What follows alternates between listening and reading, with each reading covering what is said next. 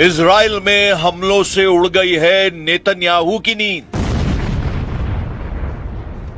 काले आसमान में जुगनू की तरफ उभरती ईरान की मिसाइल और फिर कुछ सेकंड बाद ब्लास्ट। खाड़ी भी धुआं धुआं, दिन में नीले खुले आसमान को स्याह कर रहे हैं ईरान के मिसाइल धमाके। सैकड़ों किलोमीटर दूर से खाड़ी की फिजा में जहर घुलता देखा जा सकता है। तेल के कुएं जल रहे हैं, लगातार हमले हो रहे हैं। इजराइल से लेकर कतर और बहरीन तक एक एक अड्डे को बचाने के लिए जूझ रहा है अमेरिका। इन हमलों को देखकर डोनाल्ड ट्रंप ने डिमांड कर दी है, कोरिया से लाओ थाड, बचाओ इजराइल, बचा लो अरब वर्ल्ड, क्योंकि खत्म हुए जा रहे हैं ईरान की मिसाइल रोकने वाले इंटरसेप्टर। रिपोर्ट है कि अमेरिका का थर्ड मिसाइल वाला स्टॉक करीब करीब खत्म हो चुका है। पैट्रियट का स्टॉक खत्म होने जा रहा है। ऐसे में अमेरिका क्या करेगा? इजराइल कैसे बचेगा? यह वीडियो देखकर ट्रंप ने पैनिक बटन दबा दिया है। युद्ध लंबा चलने की बात हो रही है। क्या ऐसी जंग के लिए अमेरिका और इजराइल तैयार है? क्या ईरान में सेना उतारने की नौबत आने वाली है? क्या मिसाइल की जंग के बाद ईरान को हराने के लिए ट्रंप करने वाले हैं सबसे बड़ा फैसला? क्योंकि हालत बहुत खराब है।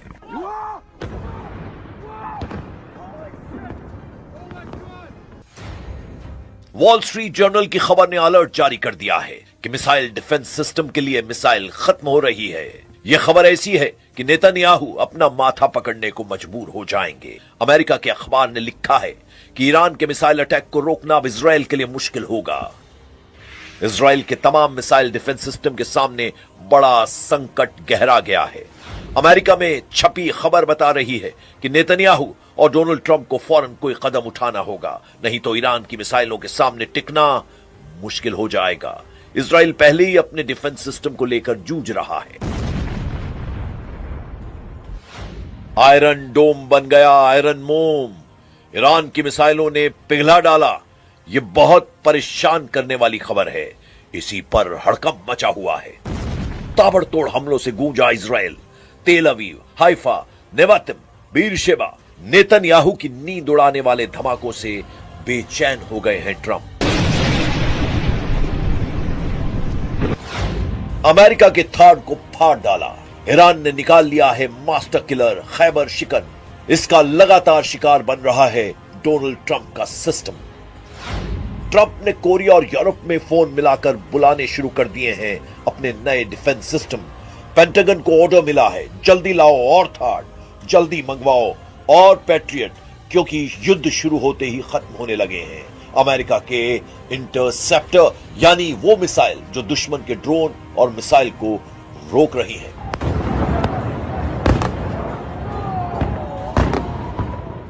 Our objectives are clear. First, we're destroying Iran's missile capabilities, and you see that happening on an hourly basis, and their capacity to produce brand new ones, and pretty good ones they make. Second, we're annihilating their navy. We've knocked out already 10 ships. तेल अवीव और Haifa से आ रही तस्वीरों को देखकर Netanyahu का दफ्तर हाहाकार कर रहा है। डोनाल्ड ट्रंप की सरकार इमरजेंसी प्लान पैनिक बटन बार बार दबा रही है। बता रही है कि ईरान की मिसाइलें सबसे बड़ा चैलेंज बन चुकी हैं। जब आसमान में ईरान की मिसाइल नजर आती है तो इजराइल में सायरन बजने लगता है।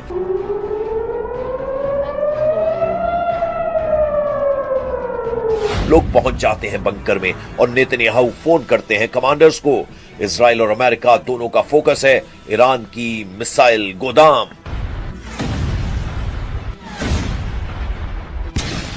Our focus is on the destruction of their ballistic missile launchers, their ballistic missile stockpiles, and their ballistic missile manufacturing capability, as well as their one-way attract drones and their Navy, because of the threat it poses to global shipping. युद्ध के लिए पहले 100 घंटों के अंदर ही Trump को लगा है बड़ा झटका। ऐसे हालात इसलिए पैदा हुए क्योंकि लीडरशिप खत्म होने के बावजूद ईरान ने इजराइल पर लगातार मिसाइलों की बौछार जारी रखी है। ईरान दिन में पिटता है लेकिन रात में बुरी तरह पीट देता है। इजराइल के हमले और ईरान के पलटवार का टाइम टेबल सेट है। दिन में इजराइल दहलाता है, तेहरान में कारपेट बॉम्बिंग करता है। रात में ईरान लेता है बदला, चुन चुन कर तबाह करता है नेतन्याहू के मिलिट्री अड्डे।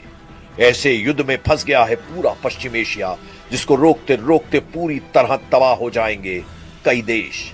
कतर, बहरीन, यूएई, कुवैत, हर जगह ईरान की मिसाइलों और ड्रोन की बौछार हो रही है और यहां तैनात अमेरिका के डिफेंस सिस्टम बेकार साबित हो रहे हैं।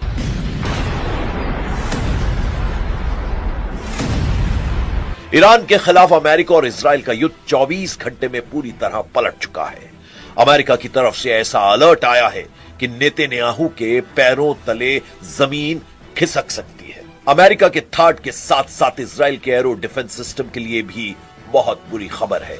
इजराइल का नंबर 1 मिसाइल किलर कहा जाता है एरो डिफेंस सिस्टम।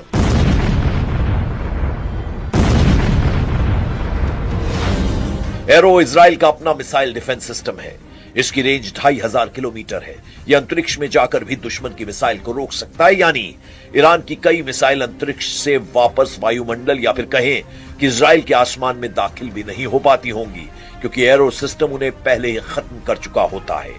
इसी वजह से एरो को इजराइल का प्रीमियम मिसाइल डिफेंस कहा जाता है। लेकिन बेत शेमेश, तेल अवीव और बीरशेबा में हुए हमले बता रहे हैं कि एरो फेल हो रहा है। ये ईरान की मिसाइल रोकने के लिए इजराइल का मल्टी लेयर डिफेंस सिस्टम का हिस्सा है और जब तक नौबत डेविड स्लिंग या फिर आयरन डोम की आती है, उससे पहले ही एरो मिसाइल डिफेंस सिस्टम अपने टारगेट को अंतरिक्ष में खत्म कर चुका होता है।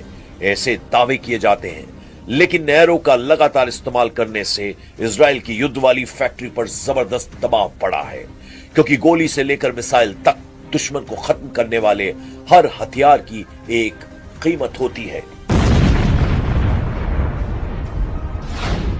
एरो सिस्टम की एक मिसाइल की कीमत $30 लाख है, यानी करीब 26 करोड़ रुपए। खबर है कि ईरान की मिसाइलों को रोकने के लिए अगले एक हफ्ते बाद ईरान के मिसाइल डिफेंस सिस्टम का खर्च करीब $300 मिलियन आ सकता है, यानी करीब 2600 करोड़ रुपए। इजराइल में हर लोकेशन को बचाना नेतन्याहू की जिम्मेदारी है और ईरान जब हमला करता है तो उसके टारगेट पर इजराइल के बड़े से बड़े मिलिट्री टारगेट होते हैं। इन हमलों के दौरान इजराइल के सबसे नाजुक ठिकानों पर मिसाइल गिरते हुए देखकर नेतन्याहू बहुत ज्यादा दबाव में है। अमेरिका से लेकर इजराइल का मीडिया इसी की बात कर रहा है कि अब नेतन्याहू क्या करेंगे, ट्रंप क्या रास्ता निकालेंगे। यही खबर यूरोप से लेकर एशिया तक फैली हुई है और ईरान ने भी इन खबरों को पढ़कर अपनी नई स्ट्रेटेजी बनानी शुरू कर दी है। इजराइल में डर की वजह तेल अवीव और हाइफा पर गिरी मिसाइलों के वीडियो हैं। ऐसे हमलों ने इजराइल को बता दिया है कि अगर ईरान से लड़ना है तो अमेरिका की लगातार मदद जरूरी होगी। लेकिन अमेरिका क्या कहे, वो तो खाड़ी में अपने अड्डों को बचाने में नाकाम साबित हो रहा है।